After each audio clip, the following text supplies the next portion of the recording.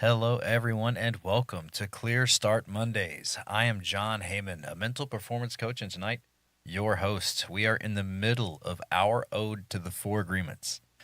Last week, we looked at not taking things personally, and tonight, we're going to go after assumptions. You already know you assume. Everyone in this room who can hear my voice knows that they do it. So that's not what we're going that's not what we're going after tonight. Because what I'm curious about is why it's so hard to stop.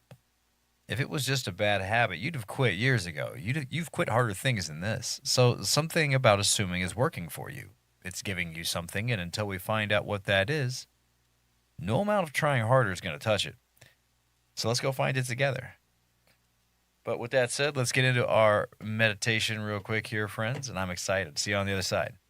Begin to notice the different textures of the tone that is playing in the background.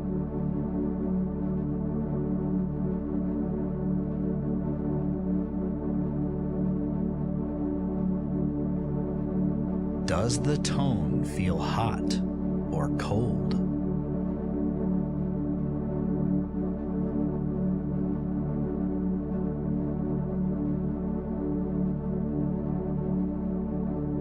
What color does the tone sound like to you?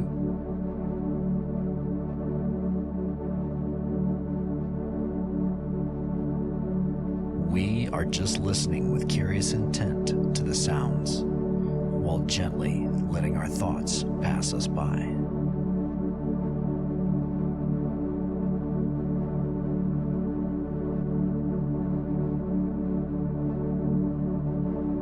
Notice the new sound.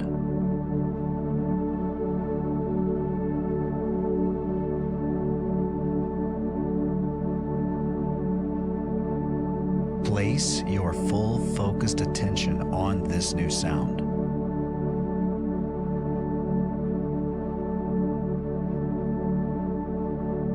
Notice how warm it is.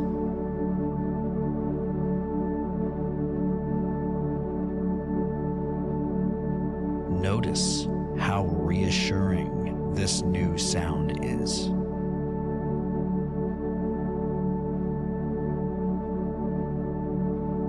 Are you holding on to any physical tension or stress right now? Visualize the air you've taken in flowing into any tension spots you may have in your body.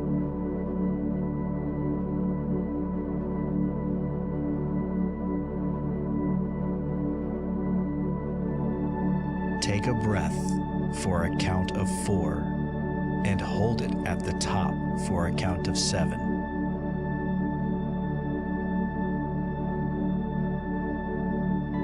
As you exhale this breath, breathe out of your mouth for a count of 8. During this exhale, imagine your physical tension is leaving your body with your breath.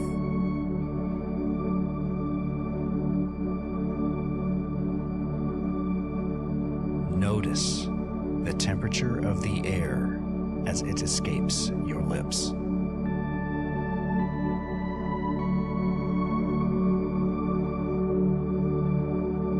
Bring your focused awareness to your breath.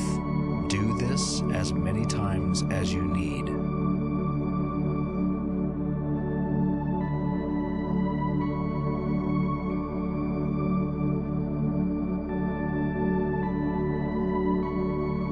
With your eyes closed, imagine you are a cat and your thoughts are like a mouse coming out of a mouse hole.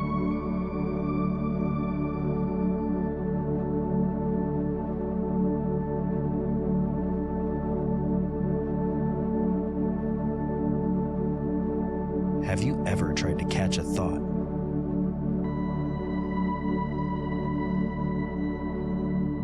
Can you catch the next one?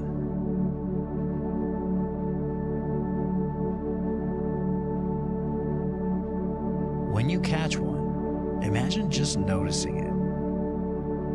We give this thought no other energy than to notice it.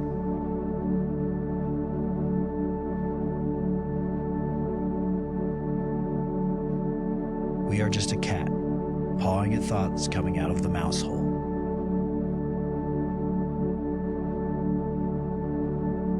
Begin to realize that you are the presence behind the thoughts.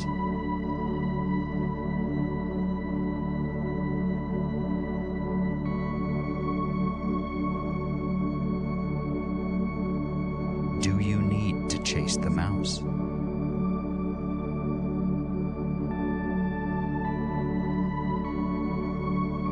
Just breathe. In for 4. Hold for 7. Out of your mouth for 8.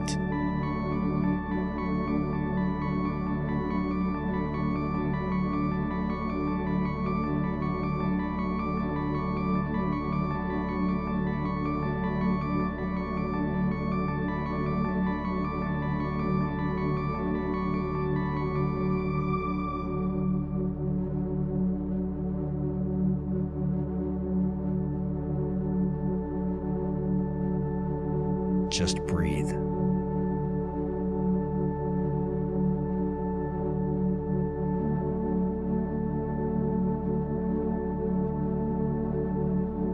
In for 4. Hold for 7.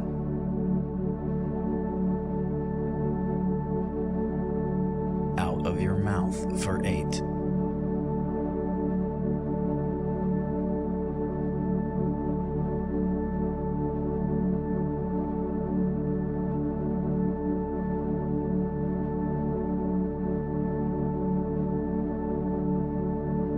Do you need to chase the mouse?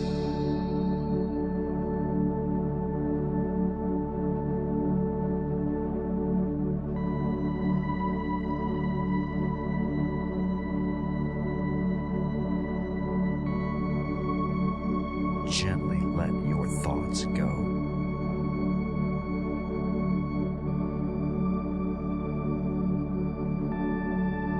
Notice a sense of overwhelming calm and peace has begun to envelop you.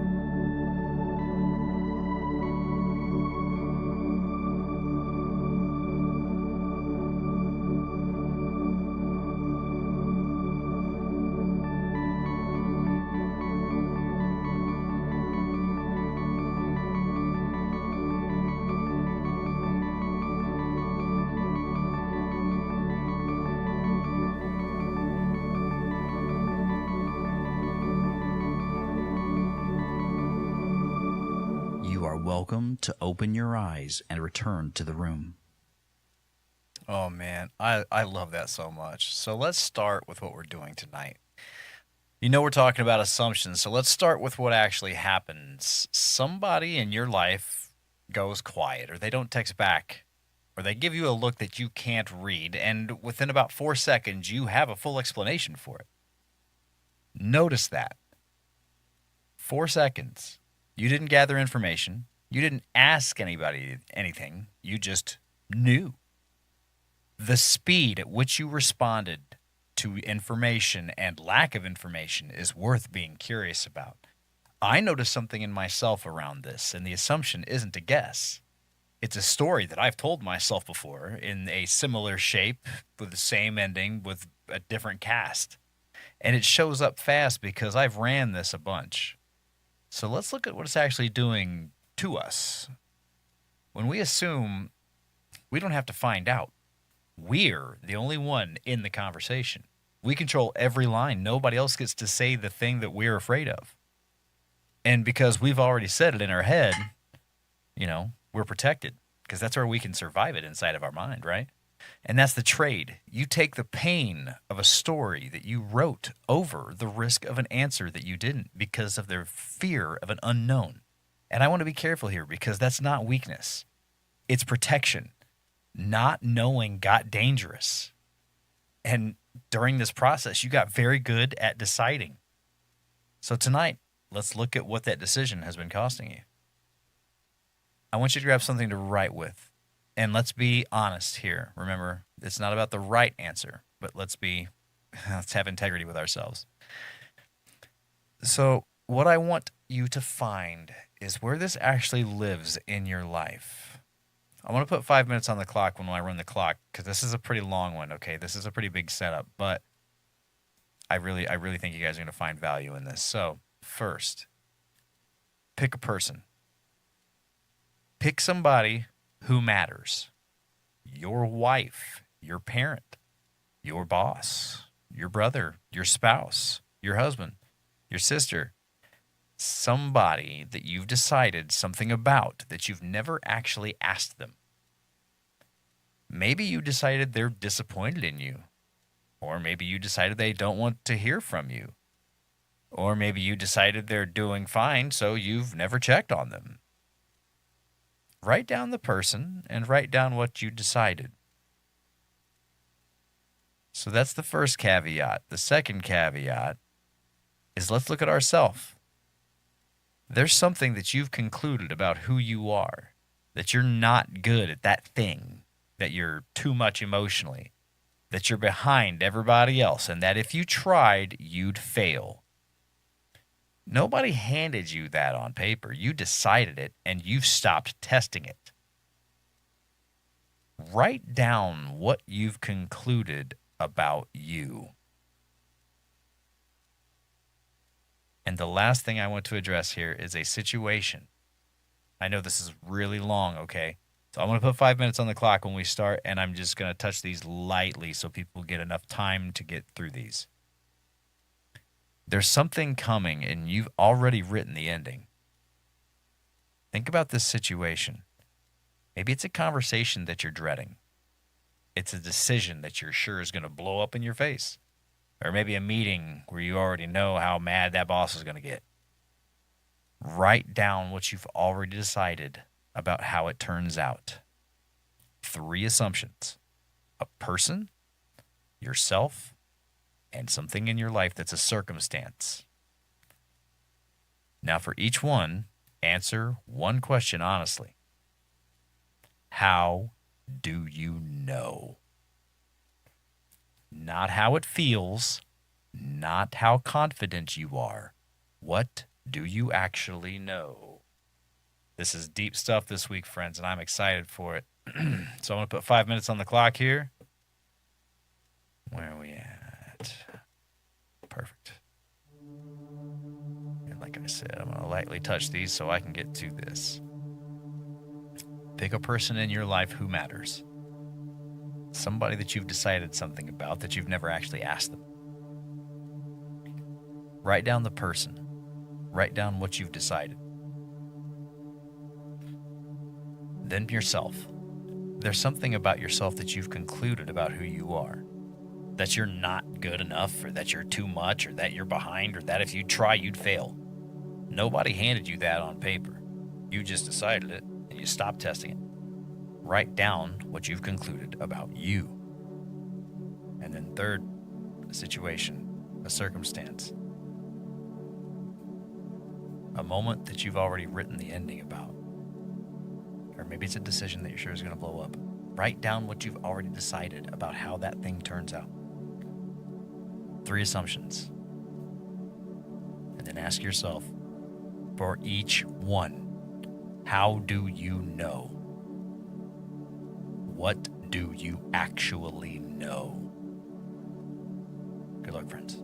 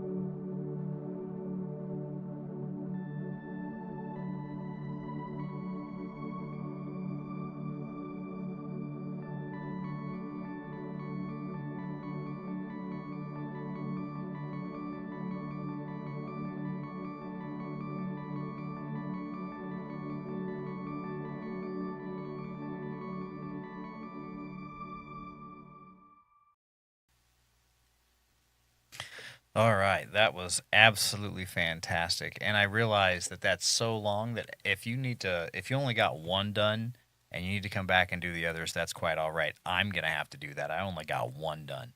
So 3 minutes or 5 minutes was clearly not long enough. But let's do some math about what you wrote down. Look back over your life. How many times have you assumed something about somebody and been right? Give that a minute. Not the feeling of being right. How many times were you actually correct?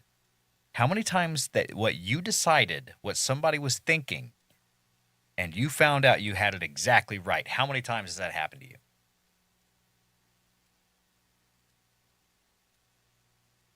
Now, on the other hand, how many times have you been wrong? How many times has somebody finally told you what they actually meant and it wasn't your story? It may have been near, but it wasn't exact. Maybe in some cases it's not even remotely close. Or maybe the thing that you were dreading came out of their mouth and it was like nothing that you had imagined and it wasn't that bad at all. So which column is longer?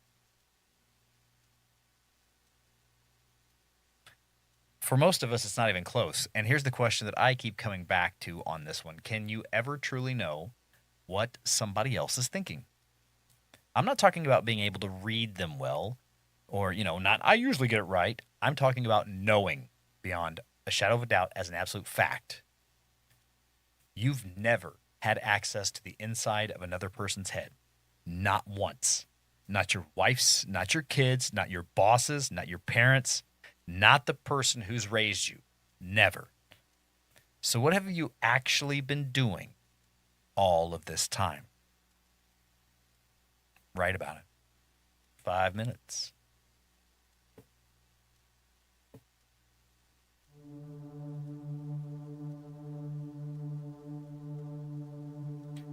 Two columns. How many times have you assumed something about someone or a circumstance and been absolutely correct? And how many times have you assumed about yourself, someone else, or a circumstance and been absolutely wrong? Which one of those columns is longer?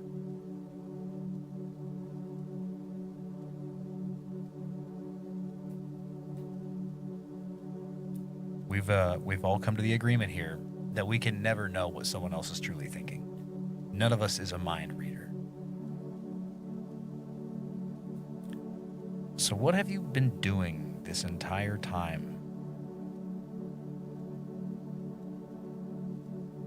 with how you believe other people's minds function and the choices they make?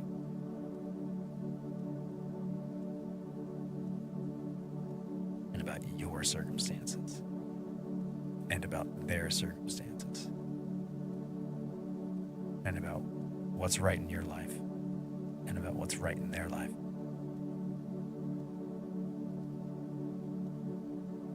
Just write about it.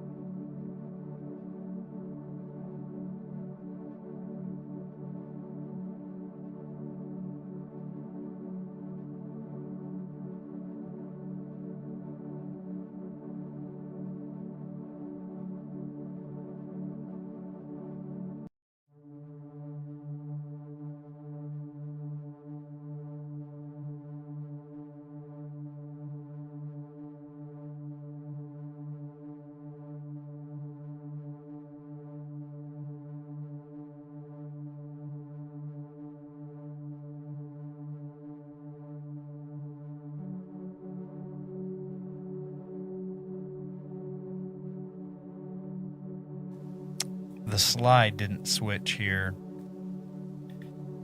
So on the screen it should say, how many times have you assumed and been right?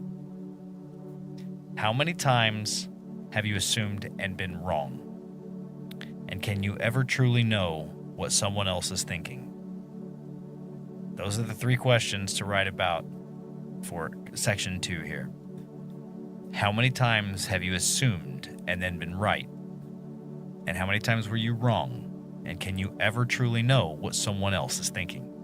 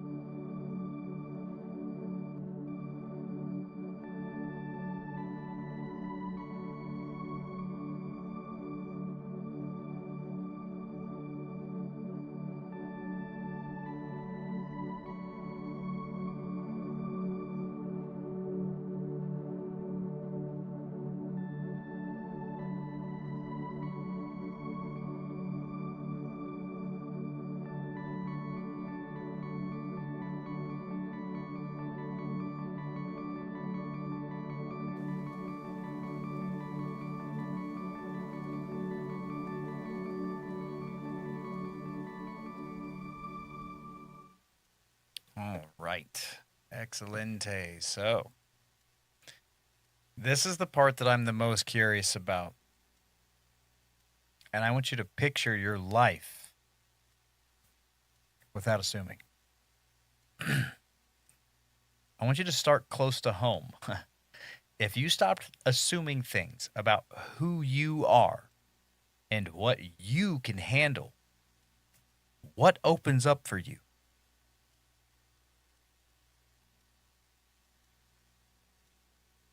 What then becomes available to you?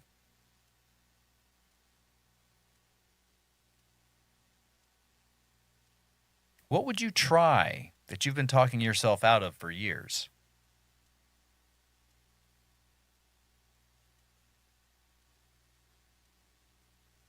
Is there something you could set down? Now, that person from question one, the one you've been reading and interpreting and adjusting around, you know what I'm talking about. What does it feel like if you just ask them questions? If you would say, hey, what did you mean by that? Instead of deciding.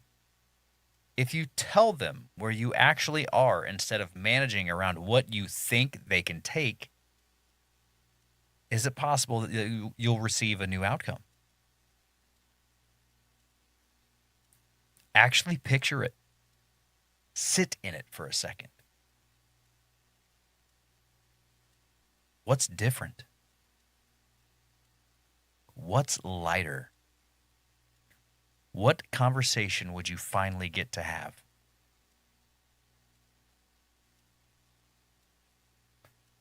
And this is the part that's going to sting. What has it been costing you to not have these conversations? And how long have you been paying it? 5 minutes, my friends.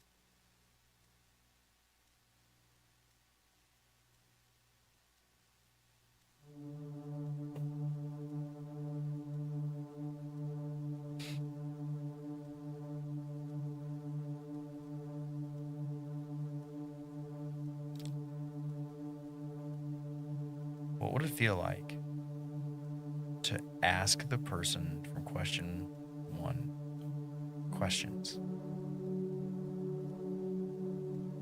Just to say, hey, I'm not quite sure what you meant here. And if they come across negative, we already learned how to not take things personally. And next week, we're going to be working on being impeccable with our word. I know we did them out of order. I'm not worried about it. But in this moment, actually picture just asking someone,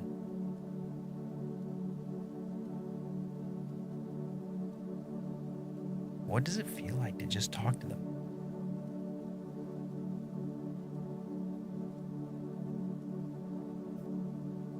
What would become easier in the conversation if you viewed this person as a 5-year-old?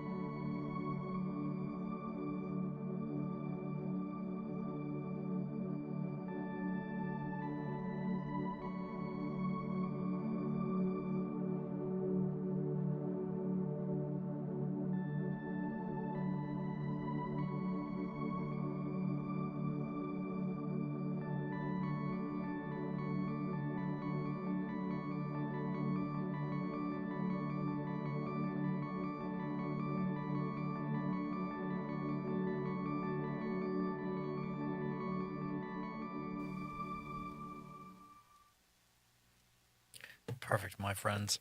Perfect. So here's where I want to land this evening. Reading people is a skill. Watching for someone's emotional shift before anything gets said is a good skill to have. Adjusting early and getting ahead of someone else's, negative actions and assumptions and all that. That kept you safe once. And you got good at it for a reason. Because during this process, it stopped protecting you. And, you decided that I'm going to use this as a foundational tool and you built a wall out of it. Now you're just reading people who would have just told you. And you're adjusting around people who've never asked you to. You're carrying whole conversations by yourself that would have taken 30 seconds out loud. The part that gets me is what it does to curiosity.